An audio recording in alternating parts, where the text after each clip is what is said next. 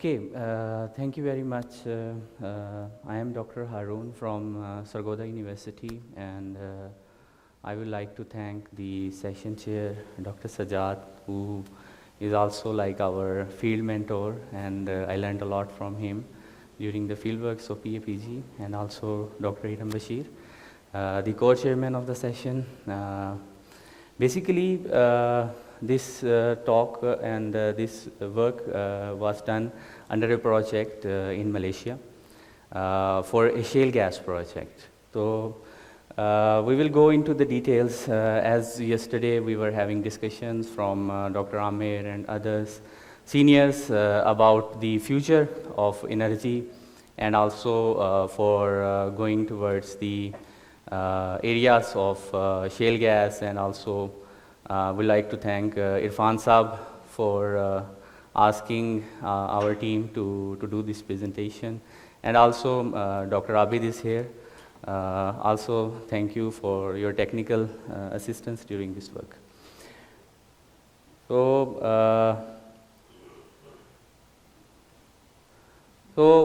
basically, adsorption of shale gas is one of the mechanisms of storing shale gas, and these studies were basically to understand the thermodynamics of methane that can be stored and that can be retrieved from these shale gas reservoirs. And why this is significant? Because because this can help us to understand the shale gas reservoirs and their evaluation in the subsurface. So in order to investigate, we did some experiments, and we did some studies basically on high pressure methane. And if we understand the methane at high pressure, and we use different temperatures like 30 degree centigrade, 100 degree centigrade, 150 degree centigrade, and 200 degree centigrade from a Permian shale that is present in the Kedah state of Malaysia that borders with the Thailand.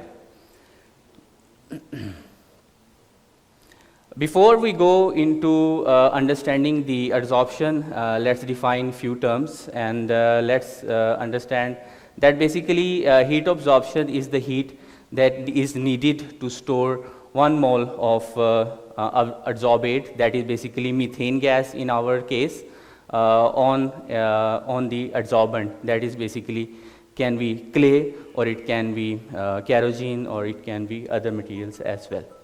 So this is basically the strength of interaction between the adsorbent and the adsorbent, the solid adsorbent. Then comes the heat of adsorption. So heat of adsorption is basically the heat released when we have the analysis of adsorption and at different temperature. So we call this as the isosteric heat of adsorption.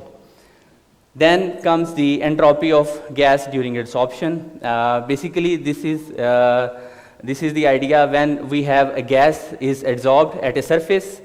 We have the molecules that are attached. So the entropy will be negative if more and more gas is attached to the shale, or to the clay particles, or to the kerosene. This is the study area. We can see here, this is the distribution of this formation, and this is basically the Kubang Pasu formation. And we can also see there is an outcrop of black shale, and underlying a brownish clay shale in the upper right figure. And then we can also see a sample in which there is also a quartz vein that is present, and we know that understanding whether this shale gas reservoir is quartz rich or carbonate rich is important for its exploration, for its production, and for decision making, because it's largely affect our strategy. Here we have already available, there are some equations that are already available, and then we can just use them and cite them. So we used already worldwide used equation from Langmuir equation. You can just put in the temperature and you can get the Langmuir pressure from these equations. So basically, in order to understand the shale gas, we always do, as I was discussing yesterday with Shahid Saab, and he also figured it out, that we always compare and contrast these formations with the worldwide shale gas reservoirs, especially that are present in Canada and in China and also in Australia, especially Woodford, Barnard shales. So these are basically quartz-rich shales. However, the Eagle Ford shale is a carbonate-rich shale. So making decision, just like we have Patala, and in Patala, you know, we have carbonate as well. So we can also do similar studies based in Pakistan as well, taking this study as one of the key studies and case studies. So understanding our formation basically in Malaysia, our study formation is also quartz rich, and this formation is also having a higher content of quartz. However, the older formations, the quartz content decreases. Here we can see the presence of various isosteric lines that are combining various formations that are present, and we can also see that these lines are trying to fit to adjust the methane excess sorption isotherms of Permian KPK shale samples at different temperatures. So we used different temperatures like 30 degree, we use 100 degree, 150 degree, and 200 degrees. And these are basically why we use the equations, because these equations will help to fit our data to have a better understanding. Here we have thermodynamic parameters for these shale samples, and they show a negative correlation between isosteric heat and standard heat of adsorption. So entropy will decrease as more and more gas is adsorbed. So keep on, because the new gas molecules or methane will be attached to already available methane. So it will automatically decrease, the entropy will decrease, and the heat of adsorption will increase, as the van der Waals forces we all know. So here we have a comparison of isosteric heat of KPK shale with the prolific shale gas reservoirs. So we can see famous reservoirs for like Olam, we can see Barnard, we can see Cryogenia, we can see Woodford, and our studied sample, they show close understanding or very light correlation with that of Cryogenia, that is a shale from Australia, black shales from Australia. Similarly, we can say, based on the comparison of heat of entropy, our samples also show some comparison with the prolific Cryogenia reservoir from Australia. Here we can see that the both isosteric heat and entropy values are smaller than reported by other authors.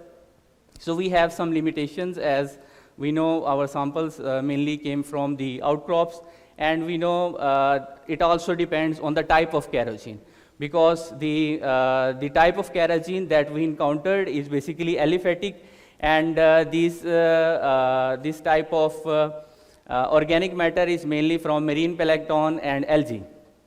So if you want to see more details on that, you can read this paper as well. And similarly, we can say that as we found the marine algae, that is mainly aliphatic, so the methane affinity is also dependent on the type of kerosene. Here we can see there is a strong correlation between heat of adsorption and the TOC. And it shows us it is like 0.9. So it shows that it is highly dependent on the type of TOC, and especially it shows that the heat absorption is solely related to the TOC, and it shows a correlation coefficient of 0.9.